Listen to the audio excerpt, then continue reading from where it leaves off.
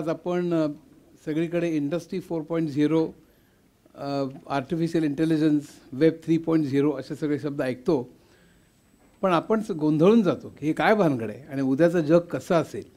तर त्याविषयी मी आज सांगणार आहे. आणि इंडस्ट्री 4.0, AI आणि फ्युचर असा आपला विषय आहे. त्याकरता आपल्याला इतिहासात खरं म्हणजे जावं लागेल. विश्वाच्या इतिहासाचा जर का आपण विचार केला तर 1400 कोटी वर्षापूर्वी विश्व निर्माण झालं, 450 कोटी वर्षापूर्वी पृथ्वी, 375 कोटी वर्षापूर्वी पहिला जीव निर्माण झाला आणि त्यानंतर उत्क्रांती होत होत माणूस निर्माण झाला. आणि माणसाचा इतिहास हा साधारणपणे 1 लाख वर्षांचा आपण जर का मानला तर ॲल्विन टॉफलर त्याचे 3 भाग पाडतो. एक म्हणजे शेती. त्या शेतीमध्ये अनेक दशसहस्रक आपण शेती करत होतो आणि शेतीमध्ये तंत्रज्ञान अजिबात नव्हतं. त्यामुळे काल आपण जसं जगत होतो तसंच उद्या तसंच पुढच्या आठवड्यात, तसं पुढच्या महिन्यात, पुढच्या वर्षी, पुढच्या दशकात, शतकात, सहस्रकात. आणि त्यामुळे आपलं आयुष्य अजिबात बदललं नाही. त्यानंतर इंडस्ट्रियल रेव्होल्यूशन झाली, औद्योगिक क्रांती झाली आणि नंतर काही शतकांमध्ये सुद्धा आपलं आयुष्य प्रचंड बदललं. म्हणजे काही शतकांमध्ये आपलं आयुष्य जेवढं बदललं तेवढं पूर्वीच्या अनेक दशसहस्रकात सुद्धा बदललेलं नव्हतं. आणि त्यानंतर सेवा क्षेत्र सुरू झालं आहे. शेती, उद्योग आणि सेवा हे 3 क्षेत्र आजच्या सुद्धा आपल्या GDPमध्ये आपण मोजतो. तशाच तऱ्हेने खरं मानवी प्रगती पण झालेली आहे. सेवा क्षेत्र म्हणजे आधुनिक सेवा क्षेत्र हे साधारण 1960 सालापासून चालू झालं असं आपण मानलं, कारण त्यावेळेला कम्प्युटर्स निर्माण झाले आणि 1960च्या नंतर सेवा क्षेत्र निर्माण झालं. त्यामध्ये काही दशकांमध्ये आपण जी प्रगती केली म्हणजे तंत्रज्ञानात, अजून माणसाने खरं म्हणजे प्रगती केलेली नाही. आपण एक म्हणजे गळे दाबतो, आपण युद्ध पुकारतो, माणसांना मारतो, फसवतो. पण तंत्रज्ञानामध्ये जी काही प्रगती केली माणसाने काही दशकांमध्ये, ती औद्योगिक क्रांतीनंतरच्या काही शतकांच्या प्रगतीपेक्षाही अनेक पटीने जास्त होती, जी इन टर्न पूर्वीच्या शेतीच्या अनेक दशसहस्रकांच्या मध्ये जी काही प्रगती होती त्याच्यापेक्षाही जास्त होती. म्हणजे थोडक्यात म्हणजे गणिताच्या भाषेत जर का बोलायचं तर d2y/dx2 म्हणजे फक्त किती ग्रोथ होतोय असं नाही, किती ग्रोथ किती होतोय हा प्रचंड वेगाने हा वाढतोय. इतका की म्हणजे गेल्या दशकात, गेल्या 10 वर्षात माणसाने जेवढी प्रगती केली, जेवढे शोध लावले, जेवढे नवीन गोष्टी आल्या त्या संपूर्ण मानवी इतिहासात आल्या नाही, इतक्या प्रचंड गोष्टी निर्माण झाल्या. आणि त्याचं कारण काय, आपण भयंकर हुशार झालो अशातला भाग नाही. न्यूटन जसं म्हणायचा की मी माझ्या त्यावेळेचे केपलर आणि कोपर्निकस, गॅलिलिओ ह्यांच्या खांद्यावर मी उभा आहे, तसं आपण आत्ता हजारो लाखो शास्त्रज्ञ आणि तंत्रज्ञ ह्यांचे जे संशोधन चाललेलं आहे त्यांच्या खांद्यावर आपण उभे आहोत. म्हणून प्रगती ही प्रचंड वेगाने आज चाललेली आहे. म्हणून हा जो प्रगतीचा वेग आहे तो पुढे काय होणार आहे त्याच्याविषयी आपण आता बोलणार आहोत. जर का आपण 1960च्या नंतरचा भाग बघितला म्हणजे सेवा क्षेत्रातला, तर आपल्या लक्षात येईल की 1960चं दशक होतं ते मेन फ्रेम कम्प्युटरचं होतं. कम्प्युटर मोठे होते, वापरायला अवघड होते, लोकांना भीती वाटायची, कोणाला परवडायचे नाहीत, फक्त बॅच प्रोसेसिंग आणि बँका वगैरे फक्त वापरायच्या. 1970च्या दशकामध्ये मिनी कम्प्युटर झाले, कम्प्युटरचा आकार कमी झाला, किमती कमी झाल्या, पण तरीसुद्धा ते अजूनही सामान्य युजर्सच्या ते आवाक्या पलीकडले होते. 1980मध्ये पर्सनल कम्प्युटर्स निर्माण झाले, तेव्हा एक मोठी क्रांती झाली, कारण आकार खूप कमी झाला, किमती कमी झाल्या, टेबलावर कम्प्युटर दिसायला लागले, ऑफिसेसवरती डॉक्टर्स, वकील सगळ्यांकडे. आणि त्यामुळे कम्प्युटर्सनी सगळ्या क्षेत्रामध्ये पादाक्रांत करायला सुरुवात केली. त्यामुळे 1980चं दशक हे भयंकर महत्त्वाचं मानलं जातं कम्प्युटरच्या इतिहासामध्ये आणि सेवा क्षेत्राच्या इतिहासामध्ये. 1990चं जे दशक होतं ते इंटरनेटचं, त्याला वेब 1.0 म्हणतात. मी मुद्दाम ही टर्मिनॉलॉजी सांगणार आहे, इथे तंत्रज्ञानाची मी ओळख पण करून देणार आहे. वेब 1.0 म्हणजे काय, तर त्यावेळेला साध्या वेबसाईट्स असायच्या आणि आपण त्या वेबसाईटमधनं डेटा आपण डाउनलोड करू शकत होतो. म्हणजे वन वे कम्युनिकेशन होतं. त्या वेबसाईटवरनं आपण माहिती डाउनलोड करू शकत होतो. ट्रान्झॅक्शन नव्हतं किंवा देवाणघेवाण नव्हती. त्यामुळे त्याला वेब 1.0 HTTP असा एक प्रोटोकॉल त्यावेळी वापरला जायचा 1990च्या दशकांमध्ये.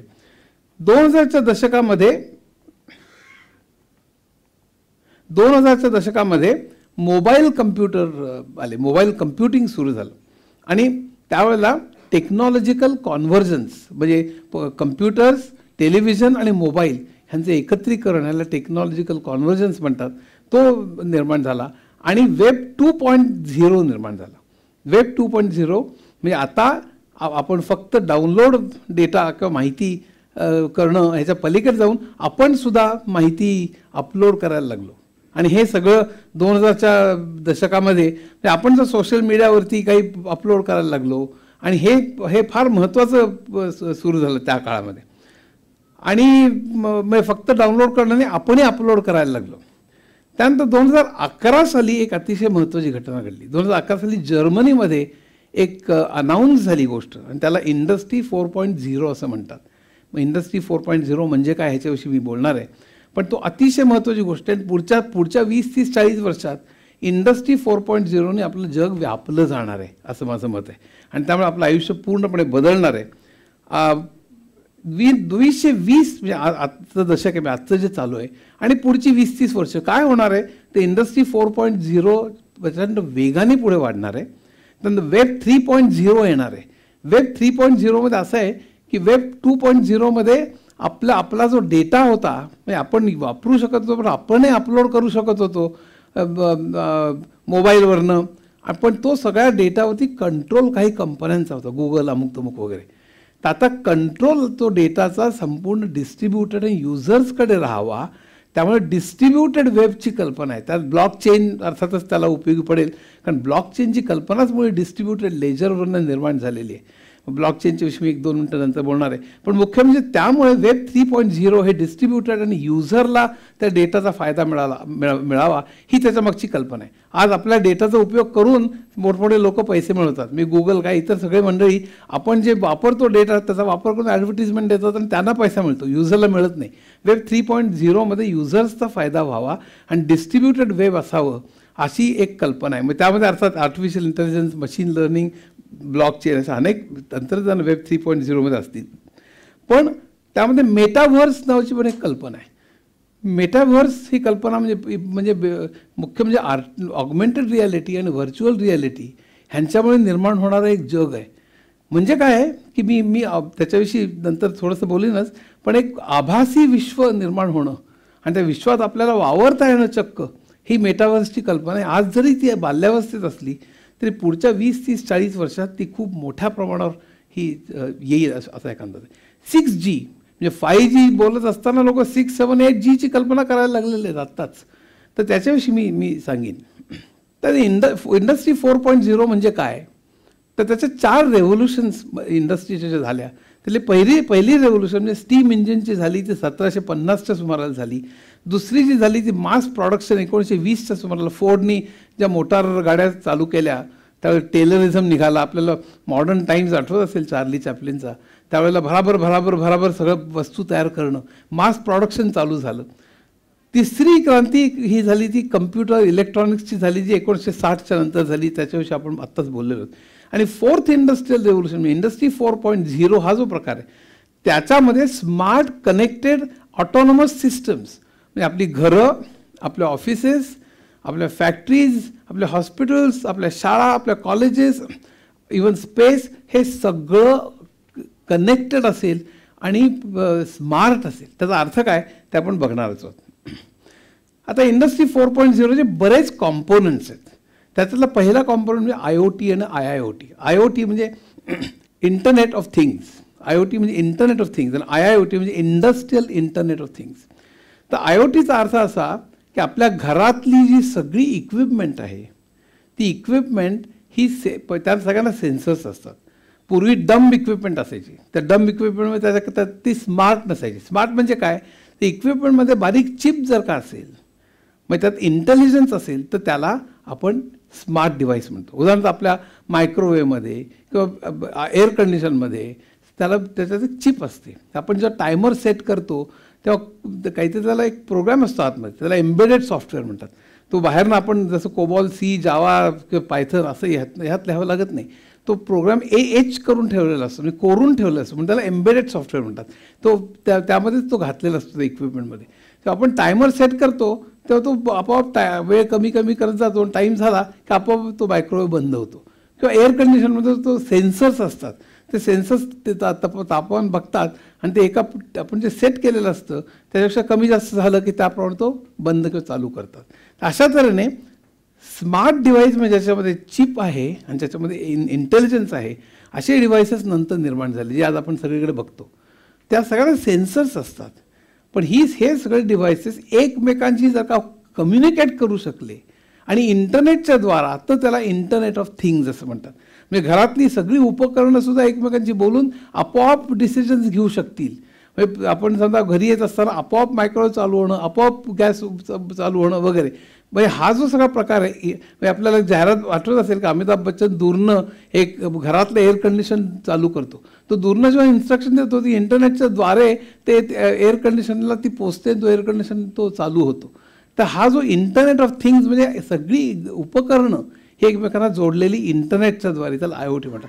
IIoT म्हणजे फॅक्टरीमधली सगळी मशीन्स किंवा मोटार गाड्या किंवा सगळी यंत्र जगातली ही, त्याला सेन्सर्स आहेत आणि ते सगळे एकमेकांशी बोलत आहेत आणि ते इंटरनेटला जोडलेले आहेत. ते मशीन स्वतःच ठरवतं की आपली परिस्थिती कशी आहे, आपलं आरोग्य कसं आहे, आपल्याला केव्हा मेंटेनन्सची गरज आहे. मेंटेनन्सची गरज असेल तर ताबडतोब ते सूचना देतं आणि ते त्याप्रमाणे तुम्हाला मेंटेनन्स करता येतं.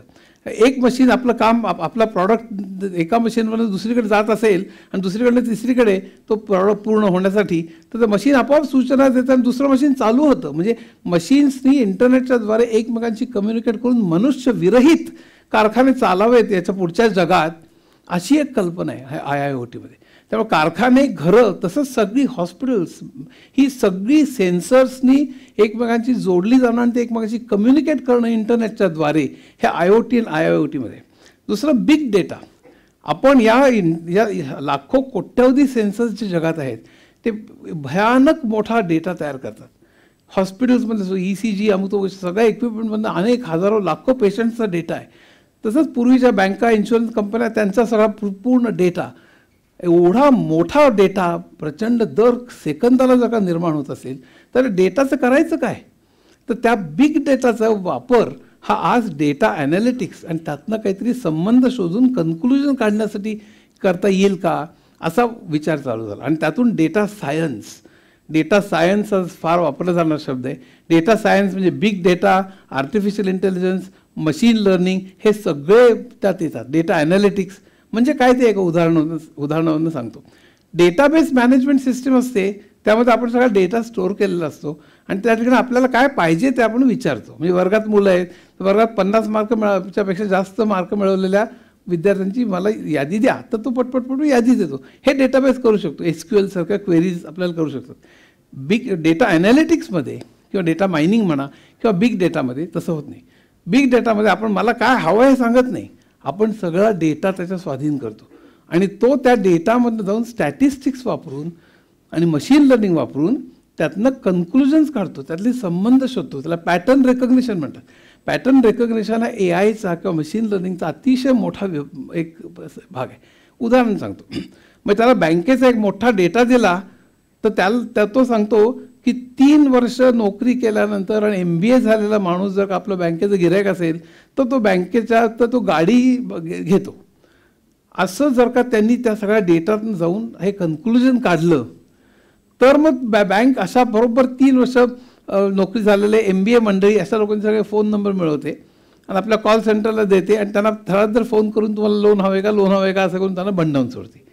तर हा त्यातला महत्त्वाचा भाग आहे की या ठिकाणी बिग डेटामध्ये त्या डेटावरनं कन्क्लुजन्स काढणं आणि संबंध जोडणं, पॅटर्न्स शोधणं, हा बिग डेटा. म्हणून हा आपण जो डेटा स्वाधीन करतो गुगल, ॲमेझॉन सगळीकडे, त्यातनं ते संबंध जोडत असतात.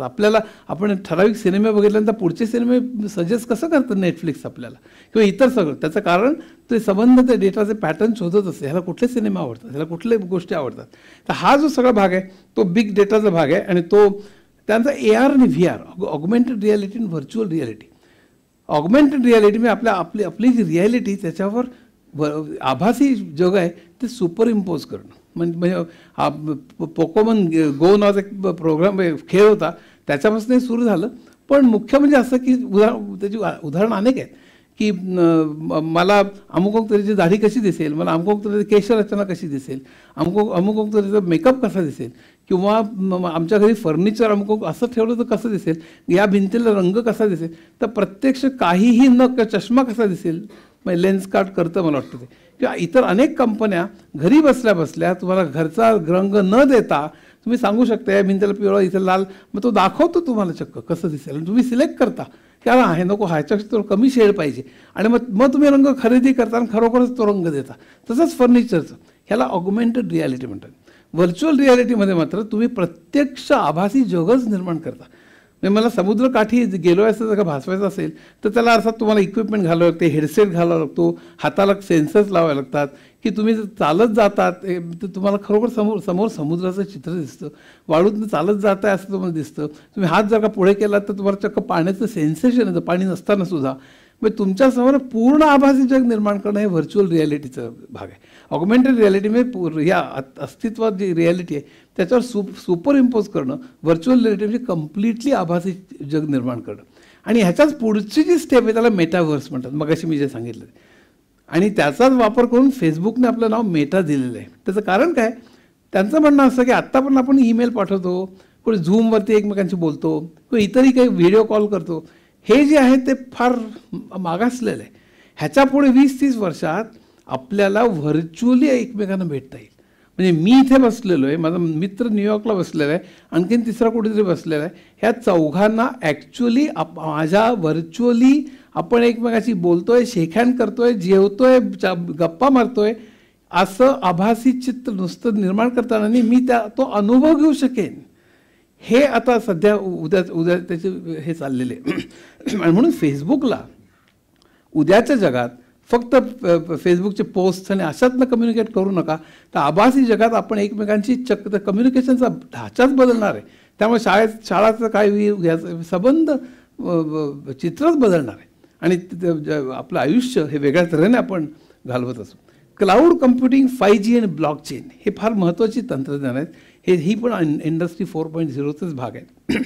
क्लाउड कम्प्युटिंग पूर्वी कंपन्यांकडे आपलं डेटा सेंटर असायचं, त्यात हार्डवेअर सॉफ्टवेअर ते मेंटेन करणारे माणसं, प्रोग्रामर्स, हे सगळे त्यांना खर्च करावे लागायचे, त्यात त्यांची डोकेदुखी व्हायची. पण त्याचा तो बिझनेसही नसायचा. मी कार मॅन्युफॅक्चर करतो पण हे सगळं मेंटेन कोण करत बसणार. तर अशा वेळेला त्यांनी कित्येक कंपन्यांनी असं चालू केलं की मोठे सर्व्हर्स त्याने घेतले, मोठं हार्डवेअर घेतलं, मोठं सॉफ्टवेअर घेतलं, अनेक पॅकेजेस पण लावली आणि मग त्यांना सांगितलं तुम्हाला फक्त हार्डवेअर भाड्याने घ्यायचं आहे का, हार्डवेअर आणि ऑपरेटिंग सिस्टम भाड्याने घ्यायचे का, हार्डवेअर ऑपरेटिंग सिस्टम आणि पुन्हा सॉफ्टवेअर म्हणजे SAP सारखं ते तुम्हाला भाड्याने घ्यायचं आहे. तर तुम्ही स्वतः काही खर्च करू नका, तुम्ही फक्त रेंटवर घ्या. म्हणजे आपण घर विकत घेतो किंवा भाड्याने घेतो असा तो फरक. आणि ते लोकांना फार स्वस्त पडायला लागलं, कारण ते पूर्ण विकत घेणं, ते मेंटेन करणं, त्यात लागणारी जागा, त्याचा खर्च, ह्याच्यापेक्षा हे जर का कोणी मला भाड्याने दिलं तर फार चांगलं. आणि हे ॲमेझॉनने खरं चालू केलं. ॲमेझॉनला स्वतःला आपल्या बिझनेस करता प्रचंड मोठे सर्व्हर्स लागायचे, मोठं हार्डवेअर लागायचं. पण त्यांच्या डोक्यात हे आपण जर का भाड्याने दिलं लोकांना तर त्याचा लोकांना फायदा होईल.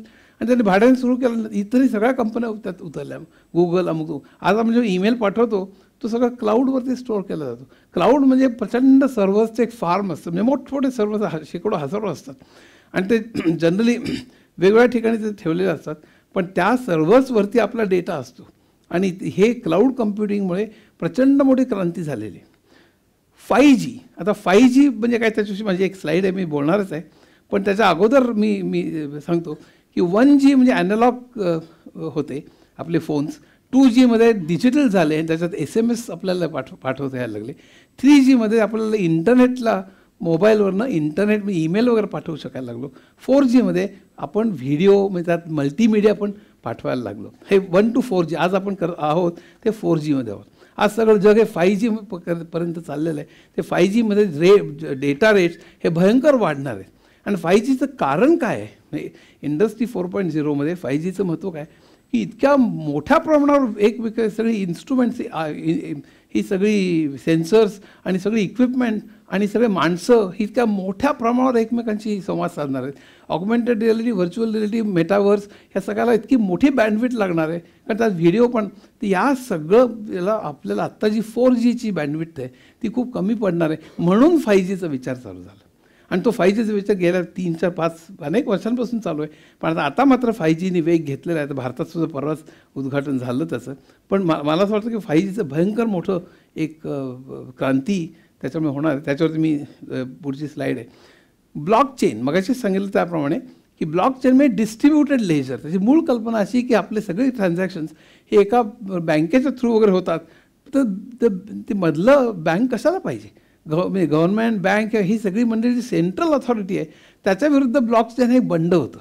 आता त्या टेक्नॉलॉजीमध्ये मला जाणं आत्ता शक्य नाही, पण मुख्य म्हणजे हे डिस्ट्रीब्युटेड लेजर आणि त्याच्यावर कोणाचीच एकाची ऑथॉरिटी असू नये, तर सगळ्यांची त्याच्यावर कंट्रोल असावा, अशी ब्लॉकचेनची कल्पना आहे. आणि ह्याच्या पुढे ब्लॉकचेनचा वापर हा प्रचंड मोठ्या प्रमाणावर होणार आहे. बिटकॉईन्स आणि इथं क्रिप्टोकरन्सी ब्लॉकचेनचंच तंत्रज्ञान वापरतात हे आपल्याला माहिती आहे. 3D प्रिंटिंग हे तर फार मजा आहे. 3D प्रिंटिंग हा एक अद्भुत प्रकार आहे. म्हणजे ते शिल्पकार जसं करतो त्या म्हणजे शिल्पकार एक मोठी दगड घेतो आणि त्या दगडातनं इतर आपल्याला नको असलेला भाग काढून टाकतो, त्याला सबट्रॅक्टिव्ह मॅन्युफॅक्चरिंग असं म्हणतात. पण तसं न करता आपल्याला पाहिजे तसंच ती मूर्ती समजा दगडापासून बनवता आली तर त्याला ॲडिटिव्ह मॅन्युफॅक्चरिंग म्हणतात. आत्तापर्यंत आपण लेथनी जे तुकडा घ्यायचो लोखंडाचा, स्टीलचा जे काय असेल ते, जो नको तो भाग काढून टाकायचो, म्हणजे सबट्रॅक्टिव्ह करायचो. पण आता 3D प्रिंटिंगनी आपण जो पदार्थ तयार करायचा आहे त्याची डिजिटल इमेज तयार करायची. त्या डिजिटल इमेजने आत्तापर्यंत आपण NC मशीन्सनी तो नको तो भाग काढून टाकायचो, त्याच्याऐवजी तोच 3D प्रिंटरला फीड करायचा आणि आणि आपल्याला वितळलेलं तो धातू किंवा प्लास्टिक किंवा जो काही पदार्थ आहे तो पदार्थ फीड करायचा आणि हे डिजिटल डिझाईन फीड करायचं की ते आपोआप एकापुढे एक थर साचत जातं ते तो पदार्थ तयार होतो. ही ती 3D प्रिंटिंगची एक जादू आहे. आणि त्यांनी आत्तापर्यंत अनेक वस्तू आपल्या घरातल्या चिकार वस्तू, डेंटल आपण जे वापरतो त्या सगळ्या वस्तू, मेडिकलच्या अनेक वस्तू आत्तापर्यंत 3D प्रिंटिंगने वापरणं चालू झालेलं आहे. 3D प्रिंटिंगने अनेक पदार्थ सॅटेलाईट्स मॅन्युफॅक्चर करणंचा विचार चालू आहे. 3D प्रिंटिंगने ऑर्गन्स आपले शारीरिक ऑर्गन्स उद्या मॅन्युफॅक्चर होतील 3D प्रिंटिंगने. तेव्हा हे प्रचंड मोठं तंत्रज्ञान आहे. आणि सगळ्यात शेवटी आर्टिफिशियल इंटेलिजन्स. आणि आर्टिफिशियल इंटेलिजन्स आणि 5G होती, माझ्याकडे स्लाईड आहेत त्याच्याविषयी मी बोलणार आहे. पण इंडस्ट्री 4.0 या सगळ्यांचं मिळून इंडस्ट्री 4.0 आहे. मी इंडस्ट्री 4.0मध्ये AI हा खूप मोठा भाग आहे, पण मी त्याला शेवटी ठेवलेला आहे कारण त्याच्याविषयी मी बोलणार आहे. आता 5Gमध्ये डेटा रेट्स 5 GBps असेल आणि मी मगाशी म्हटलं त्याप्रमाणे प्रचंड बँडविड्थची गरज आहे, कारण IoT, IIoT, AI, AR, VR या सगळ्यामुळे भयानक त्याची गरज भासणार आहे. तो 1000 म्हणजे 4Gच्या 1000 टाइम्स डेटा ट्रॅफिक हँडल करू शकतो. 4Gच्या 10 पट तो फास्ट आहे. आणि तो HD सिनेमा जो आहे तो 1 सेकंदापेक्षाही कमी वेळात तो डाउनलोड करू शकतो. आर्टिफिशियल इंटेलिजन्स हा इंडस्ट्री 4.0चा खूप महत्त्वाचा भाग आहे. त्याचे 5-6 महत्त्वाचे भाग आहेत, त्याच्याविषयी फार बोलणार आहे, पण तो 1-2 मिनटात सांगेन. पूर्वी एक्सपर्ट सिस्टम्स या काम करायच्या. म्हणजे डॉक्टरचं जर का काम आपल्याला करायचं असेल यंत्राने म्हणजे तर डॉक्टर कसं काम करतो ह्याची सगळे रूल्स समजावून घ्यायचे. If then else. जर का खोकला आला असेल तर ही खोकला आला असेल आणि ताप पण आला असेल तर म्हणजे इफ देन एल्स असे रूल्स निर्माण करायचे. त्याला रूल बेस्ड सिस्टम म्हणतात. असे रूल बेस्ड सिस्टमचे कोड करायचे, म्हणजे त्याचा प्रोग्राम तयार करायचा आणि तो फीड करायचा. हे अगदी सोपं उदाहरण झालं, पण ते अतिशय कॉम्प्लिकेटेड असे प्रोग्राम्स त्यांनी वकिलांचे, डॉक्टर्सचे, इंजिनियर्स असे बरेच प्रोग्राम्स त्यांनी तयार केले. ते एक्सपर्ट सिस्टम्सला त्या काळात बऱ्याच प्रसिद्ध होत्या. काही यशस्वी झाल्या, काही नाही यशस्वी झाल्या. पण आर्टिफिशियल इंटेलिजन्स त्यापेक्षा अतिशय महत्त्वाचा भाग म्हणजे नॅचरल लँग्वेज प्रोसेसिंग. पूर्वी कम्प्युटरला एका ठराविक तऱ्हेने आपण आपल्याला इन्स्ट्रक्शन द्यावं लागायचं. कोबॉल, सी, फोर्ट्रान, जावा ह्याचे स्ट्रक्चर्स त्याची कन्स्ट्रक्ट त्याला म्हणतात. म्हणजे त्या प्रत्येक इन्स्ट्रक्शनचं स्ट्रक्चर असं होतं. आता तसं नाही आहे. आपण गुगलला सांगतो की आपण इथलं जवळच्या चायनीज हॉटेलचा मला पत्ता दे. आता जवळच्या चायनीज हॉटेल, आता तर मराठीत सांगितलं तरी सुद्धा जवळच्या चायनीज हॉटेलचा पत्ता दे हे नॅचरल लँग्वेजमध्ये सांगितलेली इन्स्ट्रक्शन पहिल्यांदा व्हॉईसची, पहिल्यांदा ती इंग्लिश आपलं ट्रान्सलेट करणं, ते इंग्लिशमध्ये ट्रान्सलेट करणं, त्यानंतर मग गुगल मॅप्स अमुक ते पुढे कॉम्प्लिकेटेड सगळी रचना घेऊन आपण कुठे आहोत ते बघणं, त्यानंतर आजूबाजूचं कुठे रेस्टॉरंट्स आहेत ते चायनीज रेस्टॉरंट शोधणं, मग कुठलं रेस्टॉरंट आहे त्याचं नाव सांगणं. ही प्रचंड कॉम्प्लिकेटेड पद्धत अतिशय सोप्या तऱ्हेने आपल्याला त्याचं नाव येतं, त्याच्याकडे जाण्याचा रस्ता पण येतो गुगल मॅप्स वापरून. तर हे जे आहे त्याच्यामध्ये चिकार इंटेलिजन्स वापरलेलं आहे. आणि नॅचरल लँग्वेज प्रोसेसिंग म्हणजे हे की तुम्ही तुमच्या भाषेत कम्प्युटरशी बोलू शकायला पाहिजे. हा जो प्रकार आहे हा आर्टिफिशियल इंटेलिजन्सचा महत्त्वाचा प्रकार आहे. तिसरा रोबोटिक्स. रोबोट्स तर पहिल्यापासून चालू झालं. 1958 साली पहिला इंडस्ट्रियल रोबो तयार झाला. पण रोबोटिक्समध्ये 2 भाग आहेत. एक म्हणजे माणसासारखं यंत्रांनी बनावं हे विचार तर फार पूर्वीपासून चालू झालेले आहेत. पण त्याच्यामध्ये एक पहिला भाग म्हणजे मेकॅनिकल, म्हणजे रोबोने माणसाला आता दृष्टी असते, म्हणजे computer vision, speech, touch, movement हे सगळं असावं, ह्याच्याकरता बरेच प्रयत्न चालू आहेत. रोबो आणखीन जास्त परफेक्ट होत चालले आहेत. तुमच्या 20, 30, 40 वर्षात तर खूपच होतील. पण सगळ्यात महत्त्वाचा भाग म्हणजे रोबोला बुद्धी येईल का, म्हणजे मशीनला बुद्धी येईल का, आणि त्यातून मशीन लर्निंग आणि डीप लर्निंग हे 2000 सालानंतर सुरू झालेले भाग आहेत. हे फार महत्त्वाचे आहेत. एक्सपर्ट सिस्टम्सच्या वेळी आपण कम्प्युटरला इफ देन एल्स असे सगळे रूल्स सांगायचे. हे रूल्स वापरून त्याला मर्यादा पडत होत्या असं त्यांच्या लक्षात आलं. एक उदाहरण सांगायचं म्हणजे ऑटोमॅटिक ट्रान्सलेशन. आज मशीन ट्रान्सलेशन, गुगल ट्रान्सलेट तुम्ही जर का एक वाक्य दिलं तर गुगल 120 ते 100पेक्षा जास्त भाषांमध्ये एका सेकंदात ट्रान्सलेट करतं. हे कसं करतं ट्रान्सलेट? त्याला काय प्रत्येक डिक्शनरीज आणि प्रत्येक व्याकरणाचे नियम असे कुठे स्टोअर केलेले आहेत की काय? तर तसं नाही आहे. म्हणजे एकदा तर एका ठिकाणी इंग्लिश आणि फ्रेंच या दोन्ही भाषांमध्ये ट्रान्सलेट करायची पाळी होती, कारण तिथे दोन्ही भाषा वापरल्या जात होत्या. तर सरकारी प्रत्येक डॉक्युमेंट याही भाषा ट्रान्सलेट कर, त्याही भाषा ट्रान्सलेट कर. शेकडो मंडळी दर काही त्यांचं सर्क्युलर आलं की दोन्ही ट्रान्सलेट करत बसायची. मग ऑटोमॅटिकली करता येईल का असं त्यांच्या डोक्यात विचार आला. पण त्यांनी काय केलं की पहिल्यांदा इफ देन एल्स सारखे नियम, की इंग्लिशमधला अमुक येतं असं असेल, कर्ता कर्म क्रियापद अमुक असेल तर तमुक, अमुक असेल तर तमुक असं करून बघितलं. म्हणजे इतके शेकडो हजारो लाखो व्हायला लागले की ते अवघड व्हायला लागलं आणि फार वेळ खाऊ व्हायला लागलं आणि त्यात ॲक्युरसी पण भयंकर कमी होती. मग त्याने विचार केला की लहान मूल कसं शिकतं? लहान मुलाला आपण कर्ता कर्म क्रियापद सांगतो का पहिल्यांदा? नाही सांगत. तरीसुद्धा ते फक्त ऐकून ते आत्मसात करतं त्यातले नियम आणि ते शिकतं आणि ते बोलायला लागतं. ज्या अर्थी मुलाला व्याकरणाचे नियम आपण घोटवून घेऊन मग त्याला भाषा शिकवत नाही, पण तो फक्त ऐकूनच तो शिकतो, तसं मशीनला करता येईल का? ह्याच्यावरनं मशीन लर्निंग आणि डीप लर्निंग सुरू झालं. मग आपल्या मेंदूमध्ये जसे न्यूरल नेटवर्क्स असतात तशी आपल्याला रेप्लिकेट करता येतील काही यंत्रामध्ये, असं ते सगळं सुरू झालं. आणि मग त्यांनी काय केलं की प्रोग्राम्स द्यायला सुरुवात केली की त्या प्रोग्राममध्ये काही भयंकर इथलं क्रियापद मग यातलं फ्रेंचमधलं आणि इंग्लिशमधलं काय असलं काही नव्हतं. तो प्रोग्राम असा होता की त्याला एक इंग्लिशमधलं वाक्य आणि फ्रेंचमधलं ट्रान्सलेट केलेलं वाक्य हे दोन्ही द्यायचे आणि तो प्रोग्राम फक्त साम्य ओळखायचा आणि त्या ट्रान्सलेशनचा नियम ॲब्सॉर्ब करायचा आणि आपला प्रोग्राम बिल्ड करत जायचा. आणि त्याला एक वाक्य दिलं, 2 वाक्य दिलं, अशी लाखो वाक्य जेव्हा दिली तेव्हा प्रोग्रॅमनी आपोआपच ट्रान्सलेशनचे नियम स्वतः बनवले. आणि मग त्याला एक नवीन वाक्य दिलं इंग्लिशचं आणि त्याने फ्रेंचमध्ये 97% बरोबर ट्रान्सलेट केलं. आणि हे घडलेली गोष्ट आहे आणि तेच मग त्यांचा वाटलं अरे हे उत्तम गोष्ट आहे. तर हा मशीन लर्निंगचा आणि ओरिजिनल क्लासिकल कम्प्युटिंगचा फरक असा की क्लासिकल कम्प्युटरमध्ये आपण अल्गोरिदम देतो, मग कसं करायचं ते सांगतो आणि त्यातनं उत्तर मिळतं, म्हणजे डेटा मिळतो. वेरज इथे मशीन आणि डीप लर्निंगमध्ये आपण डेटा पुरवतो, लाख त्यातली ऑलरेडी इंग्लिश आणि फ्रेंचमधली ट्रान्सलेट केलेली वाक्य देतो, डेटा पुरवतो त्यातनं हा नियम शोधून काढतो. म्हणजे फेस रेकॉग्निशन असेल किंवा इतर अनेक जे मशीन आणि डीप लर्निंगचे जे आज वापर जिथे होतो आहे तिथे डेटा आपण खूप जर का दिला की त्यातनं नियम पॅटर्न शोधणं, पुन्हा तेच सांगतो ए आयमध्ये पॅटर्न शोधणं आणि त्यातनं नियम शोधणं हा ए आयचा एक महत्त्वाचा भाग आहे. तर हे आर्टिफिशियल इंटेलिजन्समध्ये आज शक्य होतं आहे.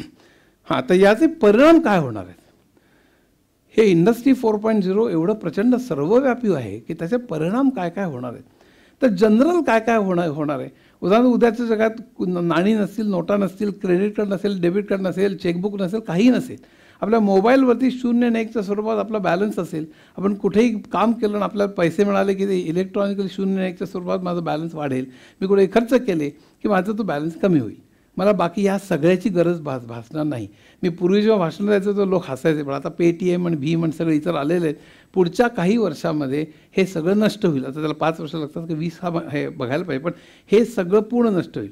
सगळी ऑफिसेस ही म्युझियम्स बनतील, कारण ऑफिसेसची काय गरज राहील. आज टेलिवर्किंगनी सगळी मंडळी, आज मी मोठमोठ्या आय टीतल्या कंपन्या 75% त्यांचं काम घरी बसून करतायत आणि ते पुढे प्रचंड वाढेल. की सोशल गॅदरिंगसाठी, सोशल कॉन्टॅक्टसाठी, इनोव्हेशनसाठी आणि इतर अनेक गोष्टींकरता माझं तर म्हणणं आहे की ऑफिसमध्ये जाण्याची गरज आहे काही प्रमाणात तरी. पण कित्येक बाबतीमध्ये त्यांचं ऑफिसचं जाणं बंद होईल. ऑफिसलाच गेलं पाहिजे अशातला भाग नाही आणि त्यामुळे ऑफिसेस सगळी म्युझियम्स होतील. बँकेमध्ये आपल्याला ATM झाल्यापासून टेलर क्लार्क्सचे ते जॉब्स गेलेच, पण इतरसुद्धा आपल्याला जेव्हा लोन पाहिजे असेल तेव्हा आपण लोन आपला ईमेलने करतो. आपली प्रॉपर्टी जी काय असेल घाण टाकायची काय असेल ते ईमेलने पाठवायची, ते सँक्शन करा म्हणून ते चेक करेल आणि लोन सँक्शन करेल. लोन सँक्शन झालेलं माझ्या खात्यात इलेक्ट्रॉनिकली जमा होईल. तर ते बँकेची एवढी मोठी बिल्डिंग त्याची गरज काय? तसंच इन्शुरन्सचं, तसंच सगळं कुठल्याही ऑफिसची काही गरजच नाही. कारण आपण सगळी कॉन्फरन्स कॉलमधनं संपूर्ण आपण मीटिंग्स करू शकतो. उद्या मेटा जर का आलं, मेटावर्स आलं तर आणखीनच सगळाच चित्रच बदलणार आहे. तर हा जो काय होता गुगल ग्लास, एक ऑगमेंटेड रियालिटी ग्लास, म्हणजे तो ग्लास असा आहे की तो ग्लास घातल्यानंतर आपण समोरच्याशी, मी मराठीतनं बोलतो, तो ऑटोमॅटिकली फ्रेंचमध्ये ट्रान्सलेट करून त्याच्याशी बोलतोय, तो बोलतोय फ्रेंचमध्ये, मला मराठीतनं ऐकू येते. मला त्याच्यात चिप असते की मला संपूर्ण मी जे बोलतो ते रेकॉर्ड होतं आहे. अनेक गोष्टी त्या गुगल ग्लासमध्ये मला करणं शक्य आहे. ट्रान्सलेशन एक गोष्ट झाली, पण मला मी ताजमहाल हॉटेलच्या समोर उभा आहे तर त्याची सगळी हिस्ट्री मला येईल, तिथे जागा आहेत का, त्याचे रेट्स काय, तिथे कुठली रेस्टॉरंट्स आहेत हे मला ताबडतोब तिथे कळू शकेल. म्हणजे या ठिकाणी प्रचंड वेगळ्या तऱ्हेनं सगळं विश्व म्हणजे जग आपल्यासमोर उभं राहील. मशीन ट्रान्सलेशनच्या विषयी मी बोललोच आहे. हेल्थ केअरमध्ये त्याचं डायग्नोसिस करणं जसं एक्सपर्ट सिस्टम्समध्ये, पण त्या एक्सपर्ट सिस्टमच्या पलीकडे जाऊन आता आज या क्षणाला तिथे पुन्हा डीप लर्निंग आहे की कुठलाही कॅन्सर असेल किंवा अनेक गोष्टींचं कॅन्सरचं डायग्नोसिस हे माणसं किंवा डॉक्टर्स जे करतात त्याच्यापेक्षा चिक्का जास्त ॲक्युरेटली आज मशीन लर्निंग डीप लर्निंग करत आहे. त्यांना फक्त फोटो दाखवायचे, तंबाखूमुळे कॅन्सर झालेलं आहे, त्यांना सातत्याने फोटो दाखवत राहायचे वेगवेगळे. तो शिकत जातो की असं असलं की तो कॅन्सर आहे म्हणून. तर त्या नवीन फोटो दाखवला की तो कॅन्सरचं डायग्नोसिस करतो, बारकावे त्यातलं शोधतो. आणि हे अशा तऱ्हेच्या अनेक डायग्नोसिसमध्ये उद्या आर्टिफिशियल इंटेलिजन्स हे करून उद्या ब्रेनमध्ये चिप्स बसवता येतील की जेणेकरून डिप्रेशन, अटेन्शन डेफिसिट डिसऑर्डर म्हणजे ADD आणि अनेक रोगांवरती आज मात मिळवता येईल.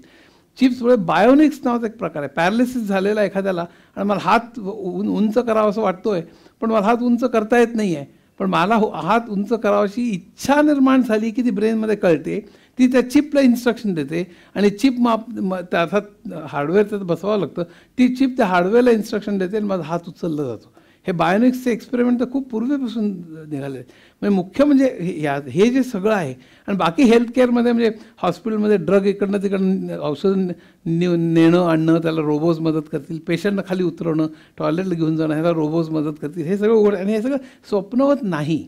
हे आज जरी किंचितचं स्वप्नवत वाटत असलं ते पुढच्या 20, 30, 40 वर्षात दिशा काय आहे हे मी सांगतोय. आणि हे फार महत्त्वाचं आपल्याला हे कळ. शिक्षणामध्ये पर्सनलाइज्ड शिक्षण होईल. त्यात खूपच अनेक वेगवेगळे आज सगळ्यांना एकच आपलं तो फळ्यावर लिहितो आणि लिहून घेतात किंवा लोक मोबाईलवर अलीकडे फोटो काढतात. त्याच्याऐवजी पर्सनलाइज शिक्षण होईल आणि शिक्षकांचं काम हे फॅसिलिटेटरचं होईल. त्यात ट्रान्सपोर्टमध्ये driverless cars, buses, tractors, railways आणि विमानं ही ड्रायव्हरलेस चालू शकतील. प्रत्यक्ष केव्हा चालतील हा वेगळा मुद्दा आहे. ड्रायव्हरलेस कार्स तर आलेलेच आहेत. उबेर आणि अनेक ठिकाणी शेकडो हजारो कार्सचं आज टेस्टिंग झालेलं आहे. ते व्यावसायिक तऱ्हेने पण ते उतरलेले आहेत. पण ते केव्हा होईल, प्रत्यक्ष मोठ्या प्रमाणात वापरलं केव्हा जाईल ह्याच्याविषयी आपल्याला विचार केला पाहिजे. पण त्यामुळे हजारो लाखो ड्रायव्हर्सच्या नोकऱ्या जाणार आहेत. हे खूप क्रांतिकारक हा सगळा प्रकार होणार आहे. फायनान्समध्ये bank, insurance, stock exchange, mutual fund, investment सगळ्यामध्ये प्रचंड क्रांती होईल. कारण सगळी ह्यातली अनेक कामं ही पहिली गोष्ट कॉल सेंटर्सची त्यांची कामं, लोन अप्रूव्हलची कामं, कॅश डिस्बर्समेंटची कामं सांगितलं मी आत्ता, अनेक गोष्टींची कामं ही यंत्रच करतील. त्यामुळे आपल्याला त्या ठिकाणी माणसं नेमण्याची गरज सुद्धा खूप कमी. इवन आत्ता इन्व्हेस्टमेंटचा सल्ला देण्याकरता त्यांना खूप कम्पॅरेटिव्ह ॲनालिसिस करावं लागतं की मी कोरियातल्या या स्टॉकमध्ये गुंतवावं का भारतातल्या या कंपनीच्या पैशात गुंतवावं. हे तिकडले गोल्डमन सॅक्स अशा कंपन्या सगळ्यात तिथे शेकडो लोक MBA झालेले बसलेले असतात. ते सगळं ॲनालिसिस करतात आणि ते पण हे ॲनालिसिस जिथे त्याचा अल्गोरिदम लिहिता येतो, कसं करायचं ह्याच्या सूचना देता येतात, ते ऑटोमेट होईल आणि ते आर्टिफिशियल इंटेलिजन्स करेल. जिथे त्या सूचना देता येणार नाहीत, जिथे ते क्रिएटिव्हिटी खूप जास्त आहे, तिथे ते ऑटोमॅटिक उशिरा होईल. होणारच नाही अशाला भाग नाही, पण ते उशिरा होईल. लीगलमध्ये तसंच होईल. आज केस जर का करायची असेल 1957 साली स्टेट ऑफ राजस्थान विरुद्ध अमुक की सगळं पूर्ण त्यातल्या केसमधनं जावं लागतं. तर आता नॅचरल लँग्वेज प्रोसेसिंगमुळे आणि ते संपूर्ण टेक्स्टमधनं जाणं हे उद्या यंत्रच करेल, आजही करत आहे. आणि त्यामुळे त्याचं सारांश आणि त्याचं सगळं ते करणं, ते कॉन्ट्रॅक्ट्स करणं, लिगल त्याचे केस पेपर्स तयार करणं, ह्याच्यामध्ये आजसुद्धा चिक्कार मदत आर्टिफिशियल इंटेलिजन्स करतं आहे. उद्याच्या जगात तर मी वकिलाला उभं राहून केस नक्कीच फाईट करावं लागेल, पण त्याला जी असिस्टन्स आहे तो सगळा पूर्ण किंवा बऱ्याचशा बाबतीमध्ये हा आर्टिफिशियल इंटेलिजन्स पुरवेल. टुरिझम मगाशी सांगितलं तर AR म्हणजे ऑगमेंटेड रिॲलिटी आणि व्हर्च्युअल रिॲलिटीमध्ये टुरिझम हे रेव्होल्युशनाइज होणार आहे. म्हणजे म्हणजे खरं म्हणजे त्याचं काय होईल मला सांगता येत नाही. उदाहरणार्थ मला आयफेल टॉवर बघायचं आहे, तर व्हर्च्युअल रिॲलिटी आणि मेटाव्हर्समध्ये मला आयफेल टॉवरला तिथे गेल्यासारखं वातावरण निर्माण करता येईल. मी घरी बसल्या बसल्या जर का ते मी पॅकेज लावलं तर मी प्रत्यक्ष आयफेल टॉवरला टच करतोय, मी तिथे आहे, तिथलं रेस्टॉरंटमध्ये खातोय, हे मला अनुभवता येईल. हे आपल्याला अशक्य वाटतंय, पण आज प्रयत्न ते चाललेले आहेत. आणि ते जर का झालं तर म्हणजे प्रवासाचं काय होईल. अशी पॅकेजेस सगळे जगातले असे 100, 200, 500 जे असतील इजिप्शियन पिरामिडपासून सगळ्या प्रत्येक पॅकेजेस असते. आपल्याला जिथे जायचं आहे तिथे फक्त ते पॅकेज 2 दिवसाकरता विकत घ्यायचं आणि ते घरात तर सगळ्यांनी एक एकदा किंवा आपण सगळे मिळून. आणि मेटाव्हर्स असल्यामुळे आपण सगळे ट्रिपला गेलेलो आहोत आणि सगळं बघतोय, हेही आपल्याला अनुभवता येईल. हे जग प्रचंड विचित्र असणार आहे. निदान ते एम तरी ते आहे, त्याच्यात अडथळे खूप आहेत. आणि म्हणूनच 5G 6G ची भाषा जी चाललेली आहे ह्या सगळ्यामध्ये खूप कम्युनिकेशन आणि बँडविड्थ लागणार आहे. म्हणून हा सगळा उपद्व्याप चाललेला आहे. तर हा जो टुरिझममध्ये होईल ते वेगवेगळ्या अनेक ह्यांचे मला अमुक बघायचं आहे, स्टॅच्यू ऑफ लिबर्टी बघायचं, मग त्याचं एक पॅकेज घ्यायचं की चला सगळे आमच्या घरातले तर तिकडे गेलेले आहेत, असं सगळं होईल. आर्टमध्ये सुद्धा आपल्याला म्युझिक, पेंटिंग आणि अनेक गोष्टी तयार करता येईल. एखादा सिनेमा घर बसल्या माझ्या PC वर तयार करता येईल की अब्राहम लिंकन हा हिरो आहे आणि मधुबाला हिरोईन आहे आणि त्यांचा मूवी मला तयार करता येईल. आणि मधुबाला अब्राहम लिंकन तर झाडाभोवती फिरतो, मेरा प्यार तेरा प्यार वगैरे, हे सगळं सहज शक्य होईल घरी बसल्या. म्हणजे ते आता नाहीच म्हणणं तर बोंबलेच असते, पण पण पण आपल्याला पेंटिंग काढता येईल बरं का. तुम्हाला तसं हे सध्या चालू हे हे हे काही स्वप्न होत नाही. मला व्हॅन गॉगची चित्र दाखवता येतील, एक पूर्ण तेच पॅटर्न शोधणं. व्हॅन गॉगला पिवळा रंग, सनफ्लॉवर हे सगळं आवडायचं.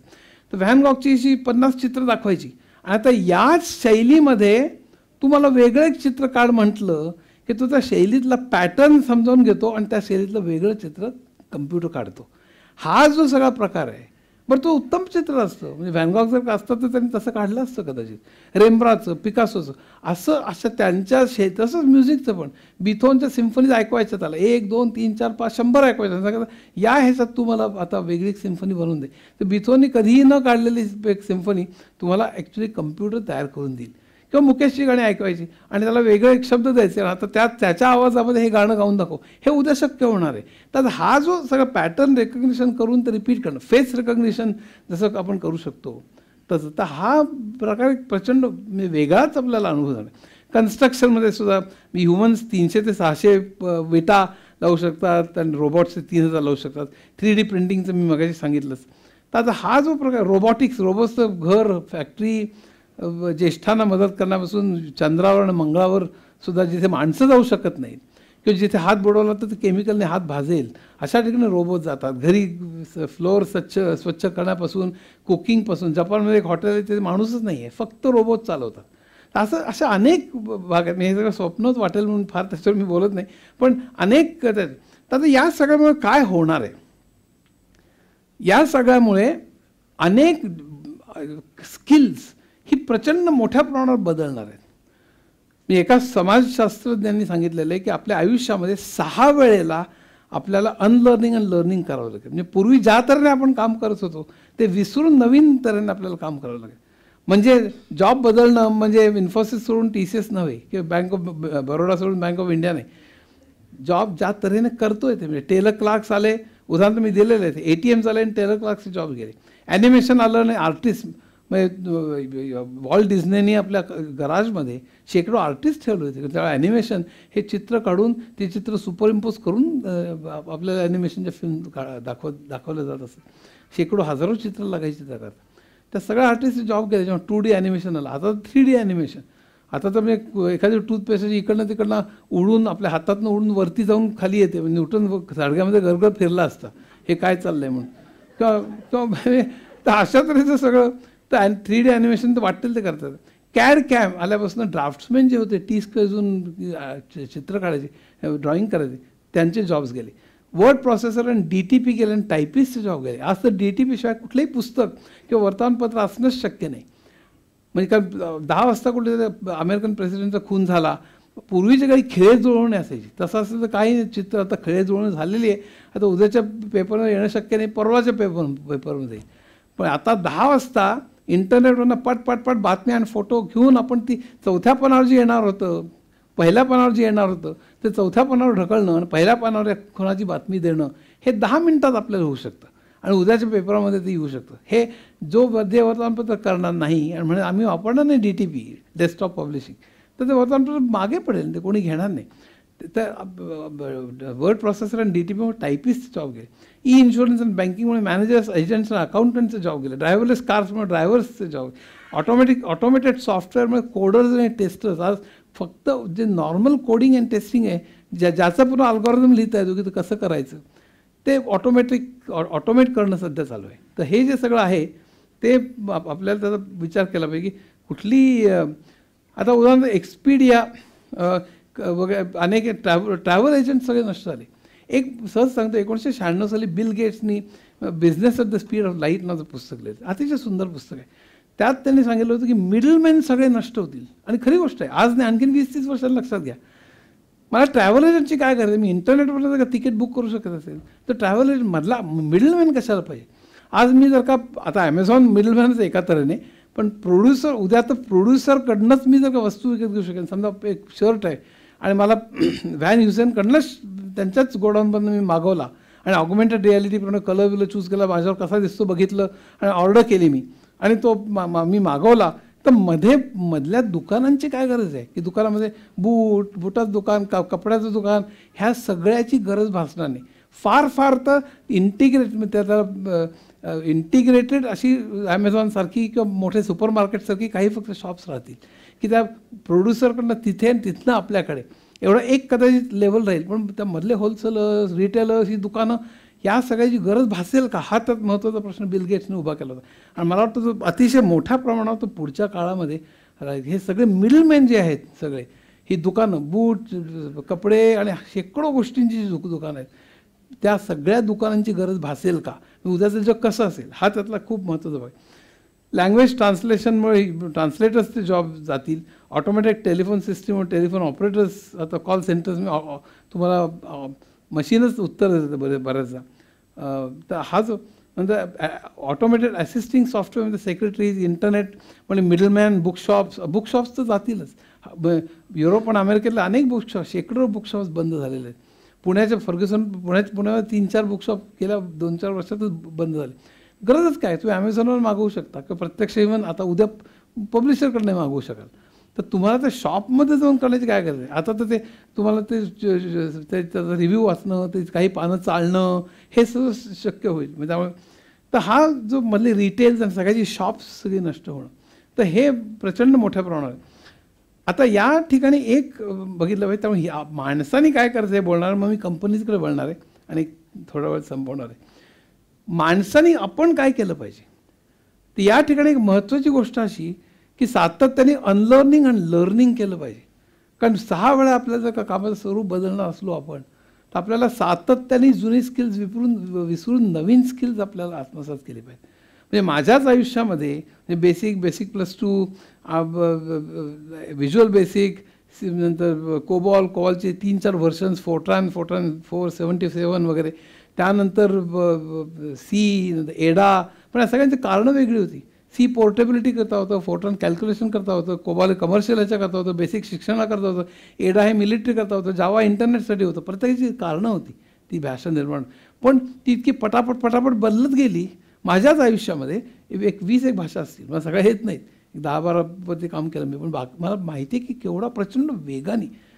तर हे जे सातत्याने बदल आहे ते अनलर्निंग आणि लर्निंग, हे कम्प्युटरमध्ये तसंच इतरही ठिकाणी प्रत्येक क्षेत्रामध्ये सातत्याने अनलर्निंग आणि लर्निंग जो करेल, त्याचे फंडामेंटल्स क्लिअर असतील तरच तुम्ही अनलर्निंग लर्निंग करू शकाल. तर फंडामेंटल्स क्लिअर करणं आणि अनलर्निंग आणि लर्निंग करणं हे अतिशय महत्त्वाचं आहे. आणि त्याचबरोबर मी सध्या फक्त व्यक्तीच्या विषयी बोलतो आहे, त्याचबरोबर सोशल स्किल्स वाढवणं म्हणजे तुम्ही कम्युनिकेशन कसं करता, तुम्ही हसतमुख आहात का, तुम्ही इगोइस्टिक आहात का, तुम्ही मिसळता, तुम्ही कॉन्फिडन्स जनरेट करता का, हा टीम वर्कर आहात का तुम्ही लोनर आहात, ह्याच्यावर तुमचं सक्सेस अवलंबून असेल. उद्याच्या काळात कितीही टेक्नॉलॉजी बदलली, काहीही बदललं तरीसुद्धा तुमचं व्यक्तिमत्व जर का चांगलं असेल, तुम्ही जर का मित्र घडवत असाल, तुम्ही मोटिवेट करत असाल, तर तुम्ही यशस्वी व्हाल. आणि तुम्ही अर्थात टेक्नॉलॉजी साऊंड पाहिजे तर तुम्ही सातत्याने अनलर्निंग आणि लर्निंग केलं पाहिजे, तरच तुम्ही यशस्वी व्हाल उद्याच्या काळात. हे व्यक्तीच्या विषयी झालं. कंपन्यांच्या विषयी मी असं म्हणेन की कंपन्यांनी आज आपण जो बिझनेस करतो तो 5 वर्षांनी काय असेल, आपण त्या बिझनेसमध्ये असू का, कारण इतक्या प्रचंड बदल होत आहेत. हा बिझनेसच नष्ट होण्याची शक्यता आहे उद्याच्या जगात. जसं मी सांगितलं की कित्येक कंपन्या ह्याच्यामध्ये खलास झाल्या की त्या टेक्नॉलॉजीच्या प्रमाणे त्या बदलल्या नाही. त्याची उदाहरणं देतो. कोडॅक एकेकाळी प्रचंड बिलियन आहे. मी गेलो तिथे न्यूयॉर्कच्या जवळ, तिथे हे आहे नायगाराच्या जवळ. तर कोडॅक कंपनी फक्त डिजिटल का ॲनालॉग ह्याच्यामध्ये फसली होती. 80च्या दशकामध्ये एक CEO होता, निवडायचा होता, आणि एक जण ॲनालॉग फिल्म्स, त्यांची फिल्म बनवायला कित्येक लेयर्स असणारी त्यांची फिल्म होती. त्यांचं पेटंट इतकं कॉम्प्लिकेटेड होतं, त्यांना जवळपास कॉम्पिटिशन नव्हती. पण एक म्हणाला आपण एवढे त्याचा खर्च केले, आपली फिल्म ॲनालॉग आहे, ती करायला अवघड आहे, तेव्हा आपण तीच करू. दुसरा एक डिजिटल आपण कडे वळू असं म्हणाला, पण त्याचं सिलेक्शन झालं नाही. ॲनालॉग म्हणणाऱ्याचं सिलेक्शन झालं आणि कोडॅक कोसळली. कारण फुजी फिल्म आणि इतर सगळ्या कॅनन वगैरे सगळ्या पुढे गेले. पोलराईडचं तसंच झालं. ब्लॉकबस्टरचं तसंच. ब्लॉकबस्टर हे व्हिडिओ कॅसेट्स, सिनेमाच्या कॅसेट्स विकायचे. ते मी गेलो दर मॉलमध्ये ब्लॉकबस्टरची केवढी मोठी मॉलमध्ये दुकान असायची. नेटफ्लिक्स आलं आणि ब्लॉकबस्टर खलास झालं. बॉर्डर्स हे पुस्तकाची दुकानं मोठी होती. बार्न्स अँड नोबल्स आणि बॉर्डर्स मी अमेरिकेतली सगळ्यात मोठी दुकानं. बॉर्डर्स संपलं ॲमेझॉन आल्यानंतर. तर हा जो सगळा प्रकार आहे, टॉयज आर असचं तेच झालं, पॅनामचं तेच झालं. Compaq could not compete with Dell आणि HP ने ॲक्वायर केलं. तसंच इथे लिस्ट आहे, मोठी लिस्ट आहे. HMV, Woolworth, Blockbuster, Jessop, Virgin, Megastore, Habitat, ह्या सगळ्या कंपन्या. एन्सायक्लोपीडिया ब्रिटानिका पूर्वी असे मोठमोठे खंड असायचे, आता सगळंच कम्प्युटराइज, सगळंच अवेलेबल. तर काय म्हणजे संपूर्ण बिझनेस मॉडेलच बदललं. तर या सगळ्यामध्ये आणखीन उदाहरण नोकिया. मी नोकिया फिनलंडमध्ये, मी आमचं कस्टमरसाठी मी फिनलंडमध्ये अनेकदा जायचो आणि तिथे त्यांच्याशी वाटाघाटी करायचो.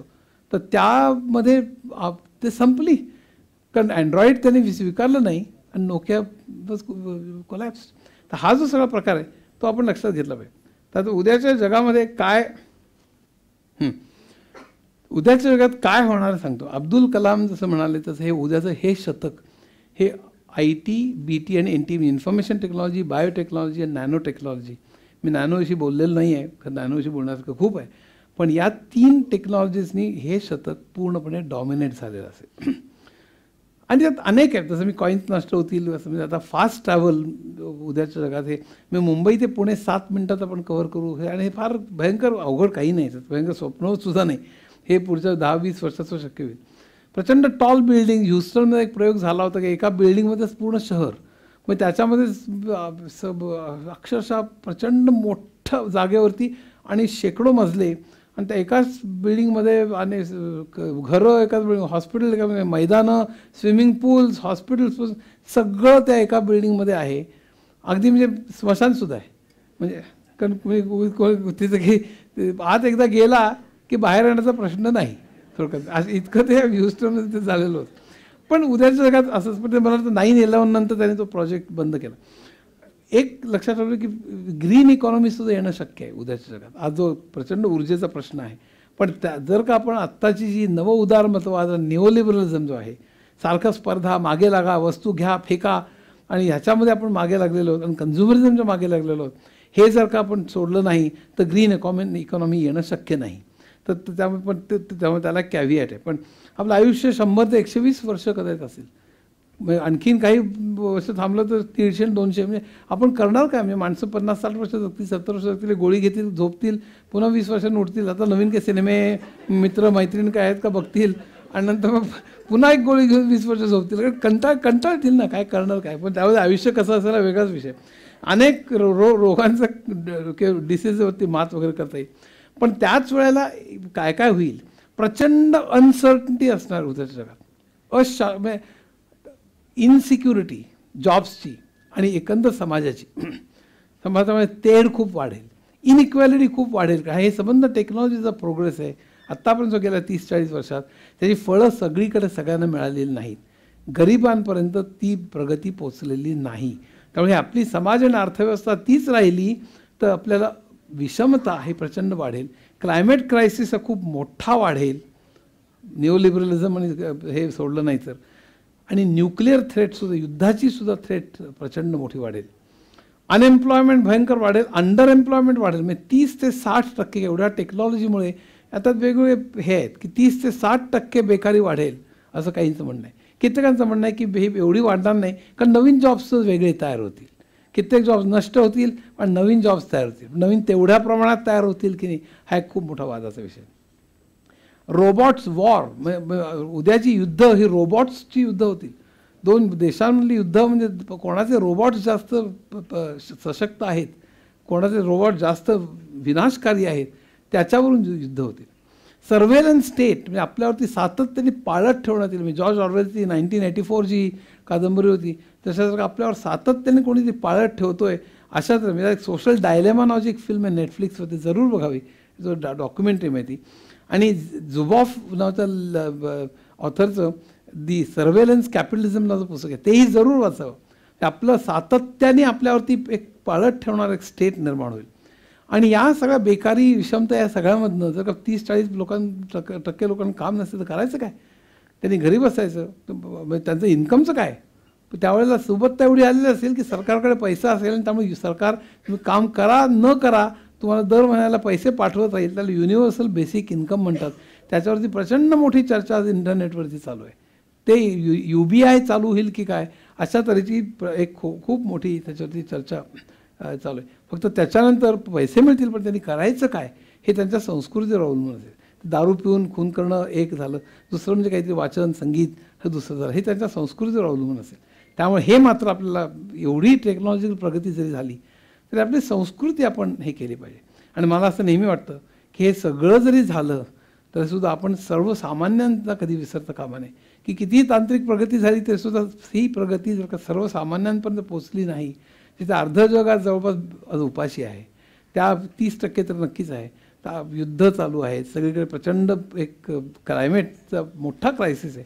तर आपल्याला ह्याच्यावरती या तंत्रज्ञानामुळे जर का फायदा झाला तरच ह्याचा काहीतरी उपयोग होणार आहे, नाहीतर हे जग विनाशकारी होईल असं मला वाटतं. थँक्यू.